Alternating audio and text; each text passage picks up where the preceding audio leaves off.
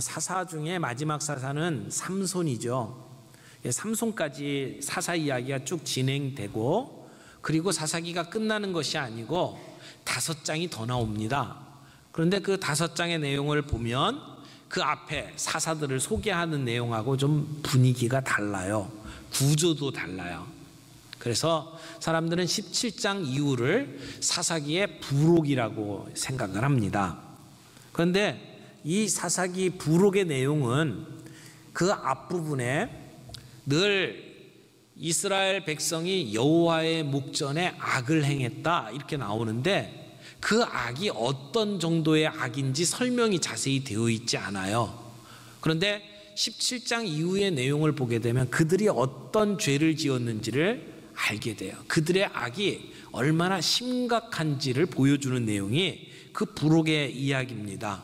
그 부록 이야기는 2가지 이야기로 되어 있는데, 오늘 저희가 함께 읽었던 이 본문 안에 나오는 미가라고 하는 집안 이야기하고 단 지파의 이야기가 함께 엮어져서 나와요. 이게 첫 번째 이야기고, 2번째 이야기는 레위 지파의 한 사람과 그 첩에 관한 이야기가 2번째 이야기입니다.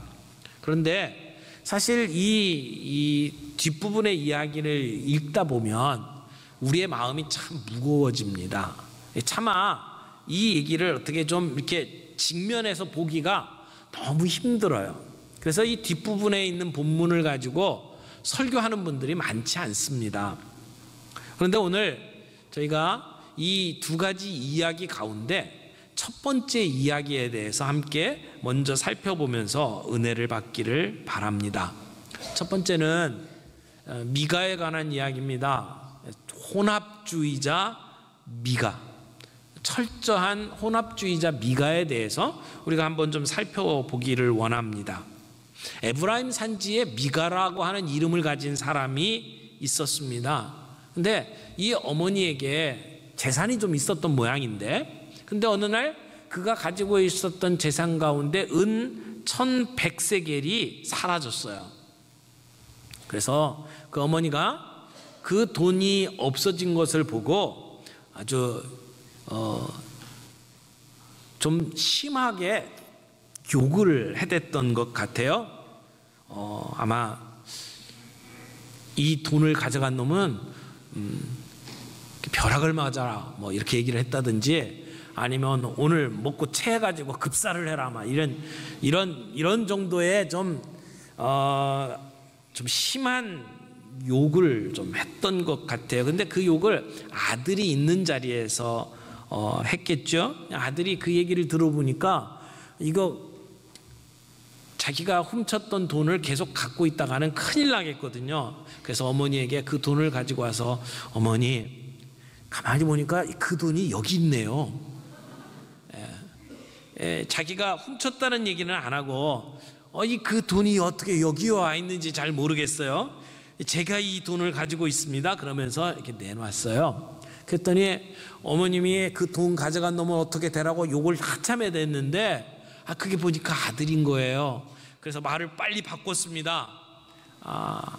여호와께서는 우리 자식에게 복을 주시옵소서, 이렇게 이야기를 하면서 얘기가 마무리가 되는 듯 했는데, 근데 이 어머니가 내가 이 받은 돈을 내가 여호와께 바치겠노라, 그러면서 하는 말이, 내가 이 아들을 위해서 신상을 만들겠다. 그리고 신상 만드는 일을 위해서 그 돈 가운데 200세겔을 아들에게 주면서 이걸 가지고 신상을 만들어라, 그렇게 이야기를 합니다. 이렇게 가만히 보면 아이가 잘못되는 것은 부모의 역할이 굉장히 큽니다. 요즘에 세간에 막말로 아주 유명해진 사람들이 있죠. 온 집안이 막말을 하는 것을 보잖아요. 그러니까 아이의 잘못이 부모로부터 내려오는 것을 볼 수 있어요. 이 집도 미가의 문제는 어머니의 문제라는 것을 알 수가 있습니다. 여러분, 자식들에게 늘 정죄하면서 자식들에게 벌 주는 부모도 아이에게 상처를 줍니다. 그러나 아이가 무슨 일을 했든지 간에 눈 감아주고 그냥 넘어가기만 하는 부모도 아이들을 잘못 가르치죠. 지금 미가의 어머니를 보세요. 아들이 돈을 훔쳤거든요. 이게 아들이 그냥 나이 어린 아들이 아니에요. 자기 손자까지 있는 것을 보면 한 40대 정도 되는 아들이에요. 근데 그 아들이 돈을 훔치고 다시 내놓는데 따져 묻지를 않습니다. 어떻게 하다 이런 일이 생겼는지, 앞으로 이런 일이 재발하지 않도록 하기 위해서 어떻게 해야 될지 고민이 전혀 없어요. 그냥 욕을 해댔다가 그 다음에 수습하기 위해서 아들에게 복을 빌어주는 부모의 모습을 보게 됩니다. 그런가 하면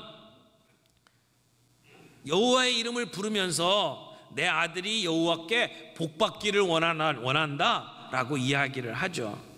그리고 난 뒤에 이 어머니는 신상을 만들라고 아들에게 이야기를 합니다.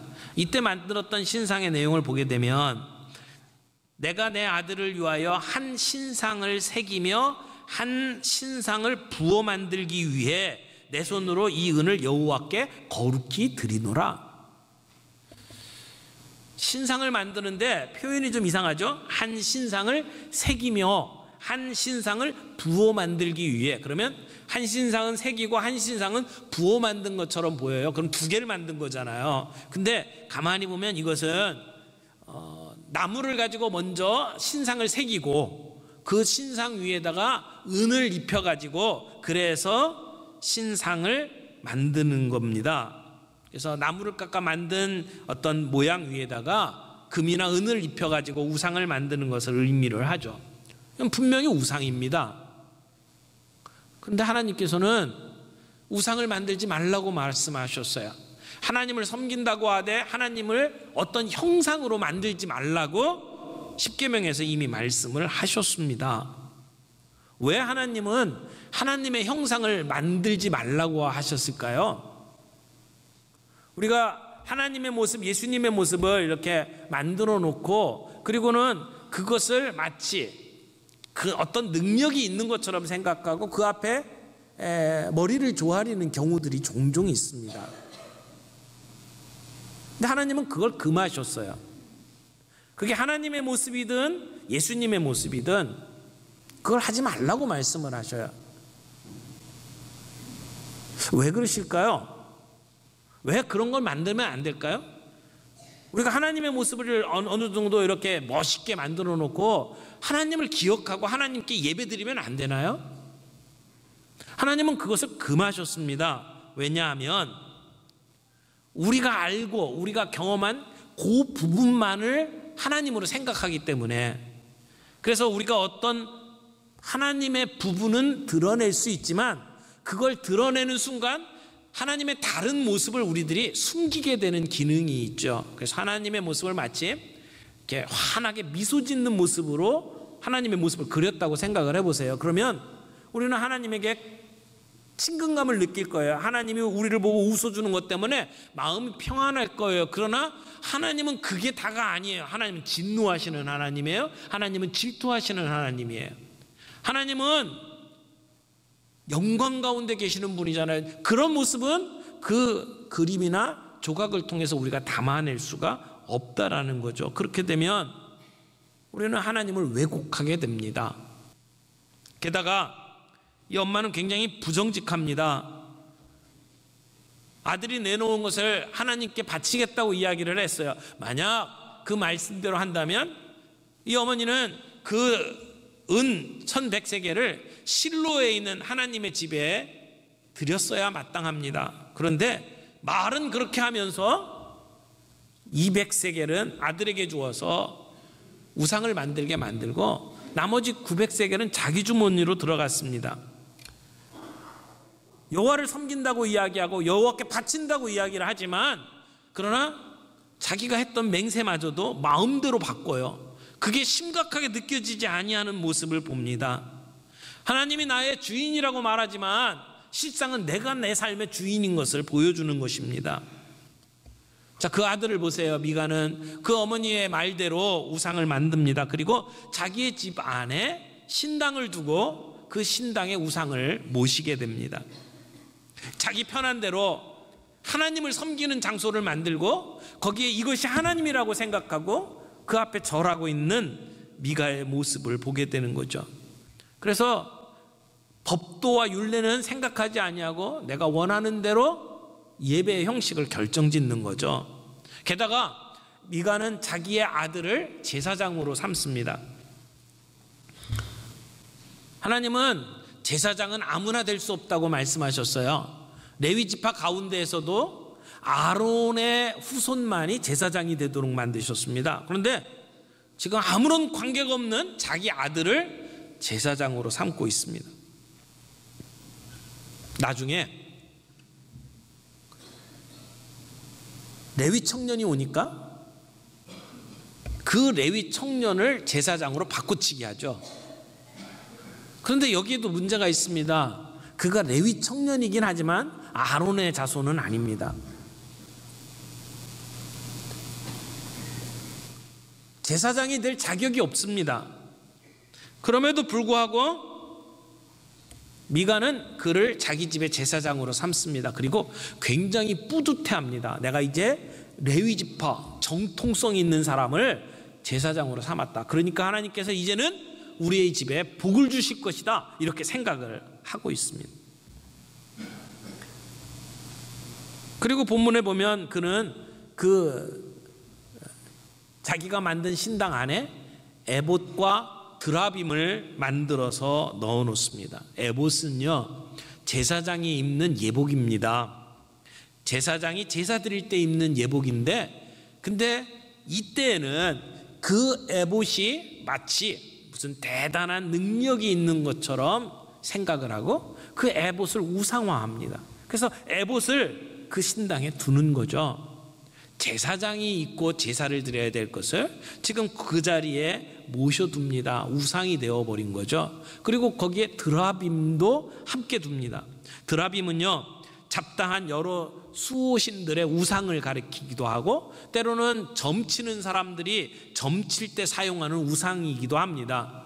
자, 하나님을 섬긴다고 하면서 제사장이 입는 옷을 우상처럼 모셔두고 그리고 거기에다가 여러 수호신들의 우상을 함께 두는 이런 모습들. 그러니까 하나님의 이름을 거절하는 게 아니에요. 하나님의 이름은 불러요. 그러면서도 세상의 우상을 같이 모셔두는 이런 혼합주의자의 모습을 오늘 우리는 보고 있는 거죠. 여러분, 우리들은 어떻습니까? 우리가 하나님을 믿고 섬긴다고 하면서 우리들의 마음속에 드라빔과 같은 에봇과 같은 것들은 없습니까? 하나님보다 더 사랑하는 것들, 그리고 세상의 문화, 세상 사람들이 생각하는 것들을 마치 신앙적인 것처럼 만들어 놓고 오늘 우리가 그것을 하나님을 섬긴다고 생각하고 있는 우리의 잘못된 것은 없느냐는 것입니다. 우리의 마음속에 있는 드라빔은 무엇입니까? 지금 이 미가가 가지고 있는 인생의 모토는 어떻게 하든 복받자, 이런 내용입니다. 이 사람이 이렇게 열심히 신당을 만들고 신상을 새기고 그 앞에 예배드리는 이유가 뭡니까? 다른 사람들보다 더 열심히 종교 생활을 합니다. 그것은 복받기 위해서입니다. 하나님을 가까이에서 섬기기 위해서 신당을 자기 집에 둔 게 아닙니다. 그는 어떻게 하나님을 섬기는 것이 바른 것인지에 대해서 전혀 관심을 갖지 않습니다. 하나님의 힘을 빌어서 내가 잘 되기를 원하는 것, 그것이 이 사람의 목적입니다. 무슨 수를 써서라도 복받고야 말리라, 이것이 미가의 인생입니다. 여러분, 신앙은 그런 게 아닙니다. 신앙은 하나님을 빌려서 내가 복받는 게 아니고 신앙은 우리가 하나님 앞에 나아가 그분의 통치를 받는 것이 신앙입니다. 하나님께서 내 마음속에 들어오셔서 나를 다스리도록 하는 것, 그것이 신앙 아닙니까? 우리가 하나님을 섬기는 것, 하나님이 그 능력을 가지고 나를 잘되게 하는 것이 아니라 우리가 나를 창조하시고 나를 이끄시고 나를 구원하신 하나님 앞에 나아가 섬기는 것이 신앙생활입니다. 여러분은 우리의 삶에 그 하나님을 모시고 그분이 우리의 삶을 다스리기를 원하고 계십니까?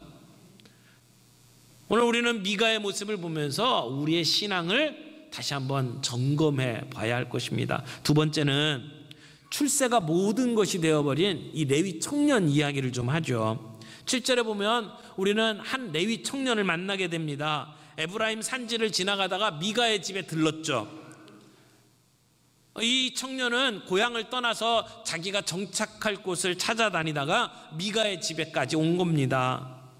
그런데 미가가 그 청년에게 일자리를 제공하겠다는 겁니다. 그가 레위인 것을 알고 우리 집에 제사장이 되어달라는 거죠. 그리고 당신이 우리와 함께 일하면 우리가 이만큼의 연봉을 주겠습니다 라고 제안을 합니다. 그는 그 집에 머물기로 결정을 했습니다.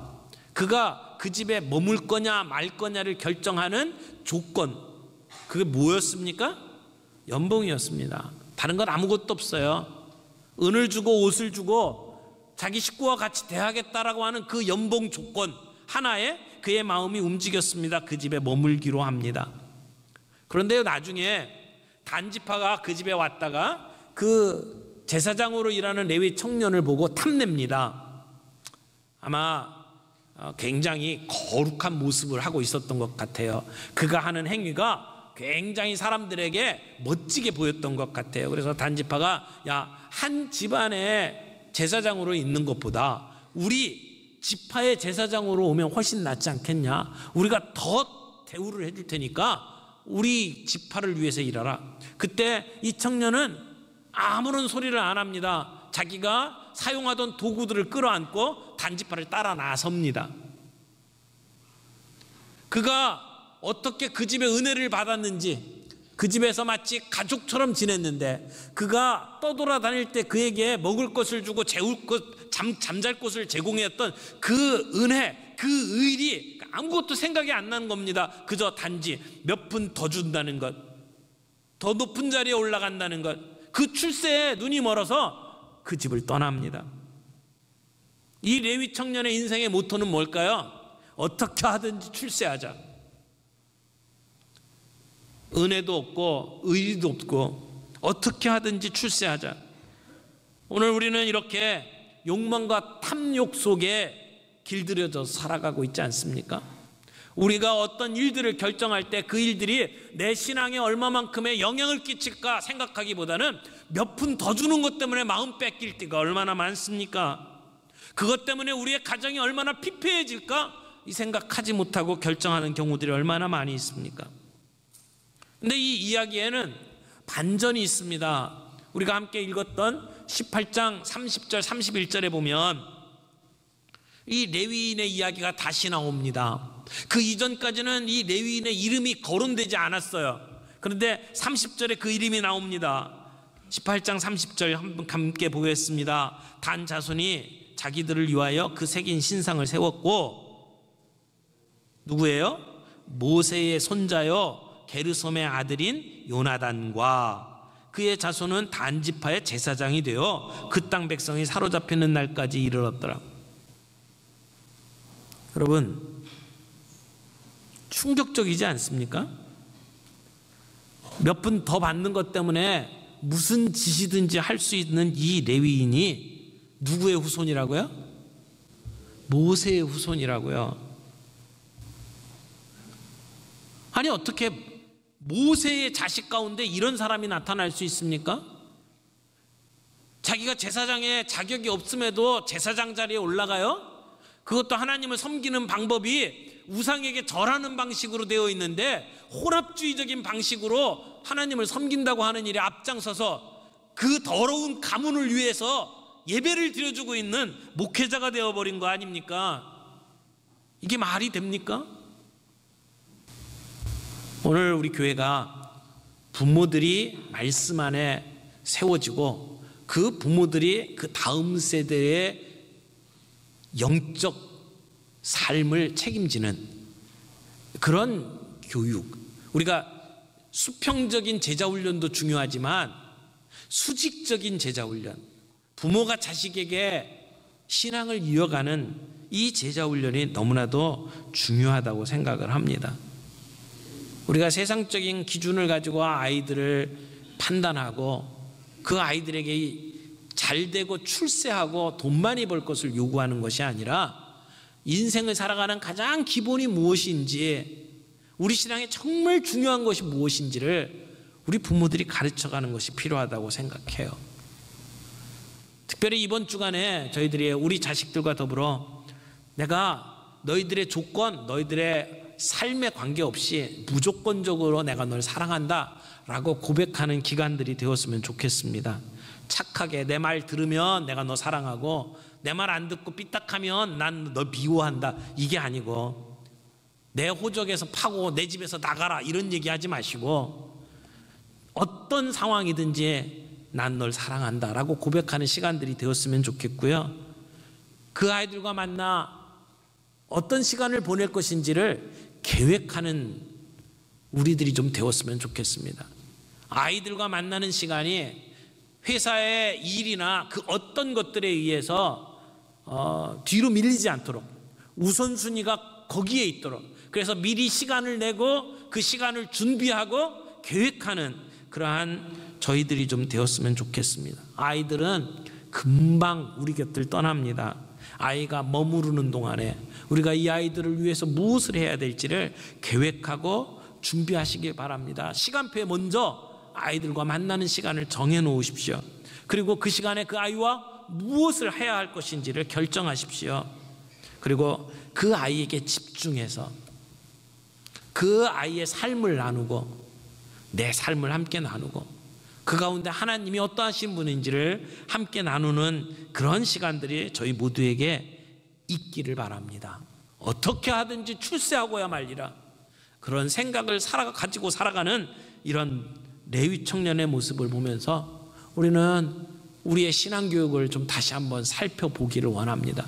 나는 정말 하나님을 섬기는 일에 있어서 내 자녀들을 제대로 양육하고 있는지 살펴봐야 할 것입니다. 그리고 마지막, 단지파의 사람들을, 신앙의 방향이 잘못된 사람들, 하나님을 위해서가 아니라 자기를 위해서, 자기가 조금만 유익한 일이 있으면 그 어떤 폭력도 마다하지 않는 그러한 단지파의 모습들, 오늘 우리 안에 있지는 않습니까? 우리의 인생은 나를 위한 인생입니까? 주님을 위한 인생입니까? 우리의 신앙의 방향은 어디에 있습니까? 이번 한 주간 이 말씀을 통해서 우리 자신을 한번 돌이켜보고 주님 앞에서 온전히 다시 설 수 있는 저와 여러분들이 되기를 바랍니다.